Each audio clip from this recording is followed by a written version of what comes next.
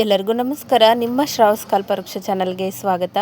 ಇವತ್ತು ರಕ್ತಹೀನತೆ ಇತ್ತು ಅಂತಂದರೆ ಅಥವಾ ರಕ್ತದಂಶ ಕಡಿಮೆ ಇತ್ತು ಅಂತಂದರೆ ಅದನ್ನು ನಾವು ಯಾವುದೇ ಹಾಸ್ಪಿಟ್ಲಿಗೆ ಹೋಗದೆ ಮನೇಲೇ ದಿನಕ್ಕೊಂದು ಈ ರೀತಿ ಉಂಡೆ ಮಾಡ್ಕೊಂಡು ತಿನ್ನೋದ್ರಿಂದ ನಮ್ಮ ರಕ್ತನೂ ಕೂಡ ಹೆಚ್ಚಾಗುತ್ತೆ, ರಕ್ತಹೀನತೆಯೂ ಕೂಡ ಕಡಿಮೆ ಮಾಡ್ಕೊಳ್ಬೋದು. ಹಾಗಾಗಿ ಒಂದ್ಸರಿ ಮನೆಯಲ್ಲಿ ಈ ರೀತಿ ಈಸಿಯಾಗಿರ್ತಕ್ಕಂಥ ಒಂದು ಉಂಡೆಗಳನ್ನು ಯಾವ ರೀತಿ ಕಟ್ಟಿಟ್ಕೊಳ್ಬೋದು, ಹಾಗೆ ಇದನ್ನು ನಾವು ಒಂದು 15 ದಿನದವರೆಗೂ ಸ್ಟೋರ್ ಮಾಡಿ ಇಟ್ಕೊಳ್ಬೋದು, ಯಾವುದೇ ಕಾರಣಕ್ಕೂ ಹಾಳಾಗೋದಿಲ್ಲ. ಹಾಗೆ ಇಲ್ಲಿ ಈ ಒಂದು ಉಂಡೆ ಕಟ್ಟಲಿಕ್ಕೆ ಯಾವುದೇ ರೀತಿಯ ಪಾಕ ತಗೊಳ್ಳೋ ಅವಶ್ಯಕತೆಯೂ ಇರೋದಿಲ್ಲ. ಸಿಂಪಲ್ಲಾಗಿ ನಾವು ಉಂಡೆಗಳನ್ನ ಕಟ್ಕೊಳ್ಬೋದು, ಅಷ್ಟು ಸುಲಭವಾಗಿ ಈ ಒಂದು ರೆಸಿಪಿನ ಮಾಡ್ಕೊಳ್ಬೋದು. ಹಾಗಾದರೆ ಈ ಒಂದು ಹೆಲ್ದಿ ಆಗಿರ್ತಕ್ಕಂಥ ರೆಸಿಪಿನ ಯಾವ ರೀತಿ ಮಾಡೋದು ಅಂತ ನೋಡ್ಕೊಂಡು ಬಿಡೋಣ. ಮೊದಲಿಗೆ ನಾನಿಲ್ಲಿ ಗ್ಯಾಸ್ ಮೇಲೆ ಒಂದು ಹಂಚಿನ ಕಾಯ್ಲಿಕ್ಕೆ ಇಟ್ಕೊಂಡಿದ್ದೀನಿ. ಹಂಚಿಗೆ ಜಸ್ಟ್ ನಿಮ್ಗೆ ಎಷ್ಟು ಬೇಕೋ ಅಷ್ಟು ಕಣ್ಣಳತೆಲೆ ನೋಡಿಕೊಂಡು ಈ ರೀತಿ ಶೇಂಗಾ ಅಥವಾ ಕಡಲೆ ಬೀಜನ ಹಾಕಿ ಹುರ್ಕೊಳ್ಬೇಕು. ಕಡಲೆ ಬೀಜನ ಹುರ್ಕೊಳ್ಳೋದು ಕೂಡ ತುಂಬಾ ಇಂಪಾರ್ಟೆಂಟು. ನಾವು ಯಾವ ರೀತಿ ಹುರಿತೀವಿ ಅದೇ ರೀತಿಯಲ್ಲಿ ಟೇಸ್ಟ್ ಕೂಡ ಬರುತ್ತೆ. ಹಾಗಾಗಿ ಮೀಡಿಯಮ್ ಫ್ಲೇಮಲ್ಲಿ ಇಟ್ಕೊಂಡು ನಿಧಾನವಾಗಿ ಹುರ್ಕೊಳ್ಳಿ. ಎಲ್ಲಿವರೆಗೂ ಅಂತಂದರೆ ಈ ರೀತಿ ಶೇಂಗಾ ಎಲ್ಲ ಅಥವಾ ಕಡಲೆ ಬೀಜ ಎಲ್ಲ ಕೆಂಪಾಗಬೇಕು, ಆ ರೀತಿಯಲ್ಲಿ ಹುರ್ಕೊಳ್ಬೇಕು.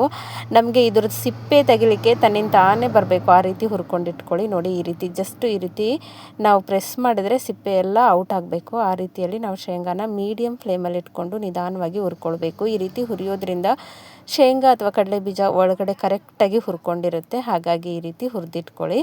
ಇವಾಗ ನೋಡಿ, ಎಲ್ಲ ಕಡಲೆ ಬೀಜನ ಹುರಿದು ಇಟ್ಕೊಂಡಿದ್ದೀನಿ. ಒಂದು ಸೈಡಲ್ಲಿ ತಣ್ಣಗಾಗಲಿಕ್ಕೆ ಎತ್ತಿಟ್ಟಿದ್ದೆ. ಈ ರೀತಿ ಸಿಪ್ಪೆ ಬಿಟ್ಕೊಳ್ಬೇಕು. ಈ ರೀತಿ ಸಿಪ್ಪೆ ಬಿಟ್ಕೊಳ್ಳೋವರೆಗೂ ಮೀಡಿಯಮ್ ಫ್ಲೇಮಲ್ಲಿ ಹುರ್ಕೊಳ್ಳಿ. ನೋಡಿ, ಈ ರೀತಿ ಮಾಡೋದ್ರಿಂದ ಶೇಂಗಾ ಒಳಗಡೆ ಕರೆಕ್ಟಾಗಿ ಹುರ್ಕೊಂಡಿರುತ್ತೆ. ಅದ್ರ ಜೊತೆಗೆ ಮಾಡ್ತಕ್ಕಂಥ ರೆಸಿಪಿ ಕೂಡ ಕರೆಕ್ಟಾಗಿ ರುಚಿಯಾಗಿ ಬರುತ್ತೆ. ಹಾಗಾಗಿ ಪ್ರತಿ ಸಲ ನೀವು ಕಡಲೆ ಬೀಜದ ರೆಸಿಪಿ ಯಾವುದಾದ್ರೂ ಮಾಡಲಿ, ಒಟ್ಟಲ್ಲಿ ಶೇಂಗಾನ ಈ ರೀತಿ ಮೀಡಿಯಮ್ ಫ್ಲೇಮಲ್ಲಿ ಇಟ್ಕೊಂಡು ಹುರ್ಕೊಳ್ಳಿ. ಹೈ ಫ್ಲೇಮಲ್ಲಿ ಇಡೋದಾಯಿತು ಅಂದರೆ ಬೇಗ ಕೆಂಪಾಗುತ್ತೆ, ಅದರ ಒಳಗಡೆ ಕರೆಕ್ಟಾಗಿ ಹುರಿದಿರೋದಿಲ್ಲ. ಹಾಗಾಗಿ ಈ ರೀತಿ ನೀಟಾಗಿ ಹುರ್ಕೊಂಡಿಟ್ಕೊಂಡು ಇವುಗಳು ತಣ್ಣಗಾದ್ಮೇಲೆ ಸಿಪ್ಪೆನ ತೆಕ್ಕೊಳ್ಬೇಕು. ಇವಾಗ ನಾನು ಎಲ್ಲ ಕಡಲೆ ಬೀಜನ ಸಿಪ್ಪೆ ತೆಗೆದಿಟ್ಕೊಂಡಿದ್ದೀನಿ. ಇವಾಗ ಅಳತೆ ಮಾಡ್ಕೊಳ್ತಿದ್ದೀನಿ. ಮೊದಲೇ ಹುರ್ಕೊಳ್ಳುವಾಗ ಅಳತೆ ಮಾಡ್ಕೊಳ್ಬಾರ್ದು, ಯಾಕಂದರೆ ನಮಗೆ ಆವಾಗ ಕರೆಕ್ಟಾಗಿ ಪ್ರಮಾಣ ಸಿಗೋದಿಲ್ಲ. ಹಾಗಾಗಿ ಹುರಿದಿಟ್ಕೊಂಡು ಸಿಪ್ಪೆ ತೆಗೆದಾದ್ಮೇಲೆ ಈ ರೀತಿ ಒಂದು ಬಟ್ಲು ಅಥವಾ ಒಂದು ಕಪ್ಪಿನ ಸಹಾಯದಿಂದ ನೀವು ಅಳತೆ ಮಾಡ್ಕೊಳ್ಬೋದು. ನಾನಿಲ್ಲಿ ಹುರಿದಿರ್ತಕ್ಕಂಥ ಕಡಲೆ ಬೀಜ 1 ಕಪ್ ಆಗುವಷ್ಟು ಸಿಪ್ಪೆ ತೆಗೆದಾದ್ಮೇಲೆ ಅಳತೆ ಮಾಡ್ಕೊಳ್ತಿದ್ದೀನಿ. 1 ಕಪ್ ಆಗುವಷ್ಟು ಕಡಲೆ ಬೀಜನ ತೆಗೆದಿಟ್ಕೊಂಡಿದ್ದೀನಿ. ಇವಾಗ ನೋಡಿ, ಅದೇ ಕಪ್ಪಿಂದ 1 ಕಪ್ ಆಗುವಷ್ಟು ಬೆಲ್ಲ ತೊಗೊಂಡಿದ್ದೀನಿ. ಜಜ್ಜಿ ಪುಡಿ ಮಾಡಿರ್ತಕ್ಕಂಥ ಬೆಲ್ಲ. ಅಳತೆ ಬಂದು 1 ಕಪ್ ಶೇಂಗಾ ಅಥವಾ ಕಡಲೆ ಬೀಜಕ್ಕೆ 1 ಕಪ್ ಆಗುವಷ್ಟು ಬೆಲ್ಲ ಸರಿ ಹೋಗುತ್ತೆ. ನೀವೇನಾದರೂ ಜಾಸ್ತಿ ಸ್ವೀಟ್ ತಿನ್ನೋದಾದರೆ ಇನ್ನೊಂದು 1/4 ಕಪ್ ಮಾತ್ರ ಸೇರಿಸ್ಕೊಳ್ಳಿ. ಜಾಸ್ತಿ ಆದ್ರೂ ನಮಗೆ ಸಿಹಿ ಭಾಳ ಅನಿಸ್ಬಿಡುತ್ತೆ. ಹಾಗಾಗಿ ಈ ರೀತಿ 1 ಕಪ್ ಕಡಲೆ ಬೀಜಕ್ಕೆ 1 ಕಪ್ ಶೇಂಗಾ ಹಾಕಿ ಚೆನ್ನಾಗಿ ಕಲಿಸ್ಕೊಳ್ಬೇಕು. ಈ ರೀತಿ ಕಲಿಸೋದ್ರಿಂದ ಎಲ್ಲ ಕಡೆಗೂ ಬೆಲ್ಲ ಅಂಟ್ಕೊಳ್ಳುತ್ತೆ. ಹಾಗಾಗಿ ಈ ರೀತಿ ಕಲಸಾದ್ಮೇಲೆ ಮಿಕ್ಸರ್ ಜಾರಿಗೆ ಸೇರಿಸ್ಕೊಳ್ಳೋಣ. ಎಷ್ಟು ಹಿಡಿಯುತ್ತೋ ಅಷ್ಟನ್ನು ನಾವು ಮಿಕ್ಸರ್ ಜಾರಿಗೆ ಹಾಕ್ಕೊಂಡು ರುಬ್ಕೊಳ್ಬೇಕು. ಯಾವ ರೀತಿ ರುಬ್ಬಬೇಕು ಅಂತಂದರೆ, ನಿಮಗೇನಾದರೂ ತರಿಯಾಗಿರಬೇಕು ಅಂತಂದರೆ ತರಿಯಾಗಿ ರುಬ್ಕೊಳ್ಳಿ. ನಾನಿಲ್ಲಿ ಒಂದು ಅಳತೆಯಲ್ಲಿ ನಿಮಗೆ ರುಬ್ಬಿ ತೋರಿಸ್ತಿದ್ದೀನಿ. ನೋಡಿ, ಇವಾಗ ಇದನ್ನು ಪಲ್ಸ್ ಮೂಡಲ್ಲಿ ನಾವು ರುಬ್ಕೊಳ್ಬೇಕಾಗತ್ತೆ. ತೀರಾ ಸಣ್ಣ ಆಗಬಾರ್ದು. ಈ ರೀತಿಯಲ್ಲಿ ನಾವು ಇದನ್ನು ಮಿಶ್ರಣನ ರುಬ್ಕೊಂಡು ಬರಬೇಕು. ನೋಡಿ, ಈ ರೀತಿ. ಇದಕ್ಕಿಂತ ನಿಮಗೆ ಕಾಳಿರಬೇಕು, ಒಂದು ಸ್ವಲ್ಪ ತರಿಯಾಗಿರಬೇಕು ಅಂದರೆ ಆ ರೀತಿ ಕೂಡ ರುಬ್ಕೊಳ್ಬೋದು. ಆದರೆ ನಾನು ಈ ರೀತಿ ಮಕ್ಕಳಿಗಿರಲಿ ಅಥವಾ ದೊಡ್ಡವ್ರಿಗಿರಲಿ ಈಸಿ ಆಗುತ್ತೆ ತಿನ್ನೋಕೆ ಅನ್ನೋದಕ್ಕೋಸ್ಕರ ಈ ಒಂದು ಕನ್ಸಿಸ್ಟೆನ್ಸಿಯಲ್ಲಿ ರುಬ್ಕೊಂಡಿದ್ದೀನಿ. ನೀವು ಬೇಕು ಅಂದರೆ ಕಾಳಾಗಿನೂ ರುಬ್ಕೊಳ್ಬೋದು. ಪಲ್ಸ್ ಮೋಡಲ್ಲಿ ರುಬ್ಕೊಳ್ಬೇಕು. ಇವಾಗ ಇದನ್ನು ಬೇರೆ ಒಂದು ಪಾತ್ರೆಗೆ ತಗೊಳ್ತಿದ್ದೀನಿ. ನಾನು ಇನ್ನೊಂದು ಬ್ಯಾಚ್ ಕೂಡ ಒಂದೇ ರೀತಿಯಲ್ಲಿ ರುಬ್ಕೊಳ್ತಿದ್ದೀನಿ. ರುಬ್ಬುವಾಗ ಸ್ವಲ್ಪ ಹೆಚ್ಚು ಕಡಿಮೆ ಆದರೂ ನಡೆಯುತ್ತೆ, ಹೀಗೇ ಬರಬೇಕು ಅಂತೇನಿಲ್ಲ.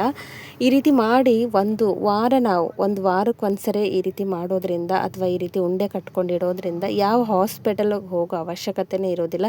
ಮನೇಲೇ ನಮ್ಮ ರಕ್ತಹೀನತೆನೇ ಕಡಿಮೆ ಮಾಡ್ಕೊಳ್ಬೋದು. ಅಂದರೆ ರಕ್ತದ ಕೊರತೆ ಏನಾದರೂ ಇತ್ತು ಅಂತಂದರೆ ಅದನ್ನು ನಾವು ನಿಭಾಯಿಸ್ಕೊಳ್ಬೋದು. ಹಾಗಾಗಿ ಈ ರೆಸಿಪಿನ ಒಂದ್ಸರಿ ಟ್ರೈ ಮಾಡಿ.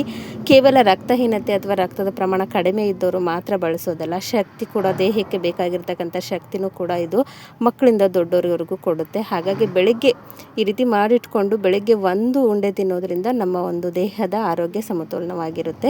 ನೋಡಿ, ಈ ರೀತಿ 2 ಬ್ಯಾಚನ್ನು ಕರೆಕ್ಟಾಗಿ ನಾನು ರುಬ್ಕೊಂಡಿದ್ದೀನಿ. ಆದರೆ ಇದನ್ನು ಉಂಡೆ ಕಟ್ಕೊಳ್ಳೋಕ್ಕೆ ಬರೋದಿಲ್ಲ. ಈ ರೀತಿ ಕಟ್ಟಿ ಇಟ್ಕೊಳ್ಬೋದು, ಆದರೆ ಬೇಗ ಒಡೆದು ಹೋಗುತ್ತೆ. ನೋಡಿ, ಈ ರೀತಿ ಪ್ರೆಸ್ ಮಾಡಿದಾಗ ಈ ರೀತಿಯಾಗಿರುತ್ತೆ.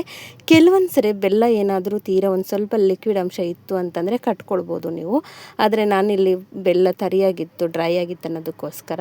ಆದರೆ ಬೆಲ್ಲ ಲಿಕ್ವಿಡ್ ಆಗಿರಲಿ ಏನೇ ಇರಲಿ, ಒಂದು 2 ಸ್ಪೂನ್ ಆಗುವಷ್ಟು ಬಿಸಿನೀರು ಕಾಯಿಸಿರ್ತಕ್ಕಂಥ ಬಿಸಿ ನೀರನ್ನ 2 ಸ್ಪೂನ್ ಆಗುವಷ್ಟು ಹಾಕ್ಕೊಂಡು ಈ ರೀತಿ ಕಲಿಸ್ಕೊಳ್ಳಿ.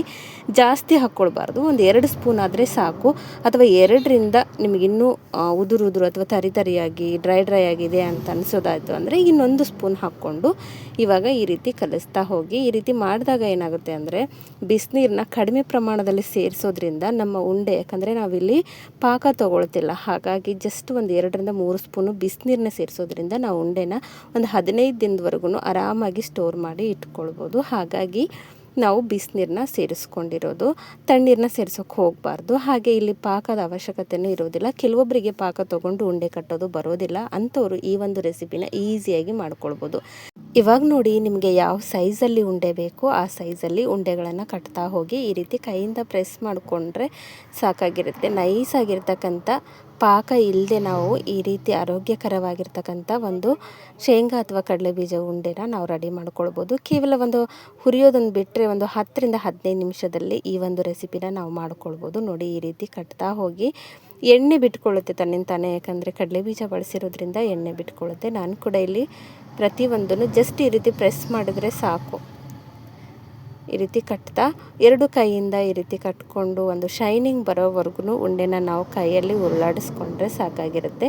ನಾನು ಈ ಸೈಜಲ್ಲಿ ಉಂಡೆಗಳನ್ನ ಕಟ್ಕೊಳ್ತಿದ್ದೀನಿ. ನೀವು ಬೇಕು ಅಂತಂದರೆ ದೊಡ್ಡದಾಗಿ ಕೂಡ ಉಂಡೆಗಳನ್ನ ಕಟ್ಕೊಳ್ಬೋದು. ನೋಡಿ, ಈ ರೀತಿ ಮಾಡಿದಾಗ ಕಂಪ್ಲೀಟಾಗಿ ಶೈನಿಂಗ್ ಬರುತ್ತೆ ಉಂಡೆಗಳಿಗೆ. ಈ ರೀತಿ ಪಾಕ ಇಲ್ಲದೇ ಇದ್ದರೂ ಕೂಡ ಈ ರೀತಿ ನಾವು ಉಂಡೆಗಳನ್ನು ಕಟ್ಕೊಳ್ಬೋದು.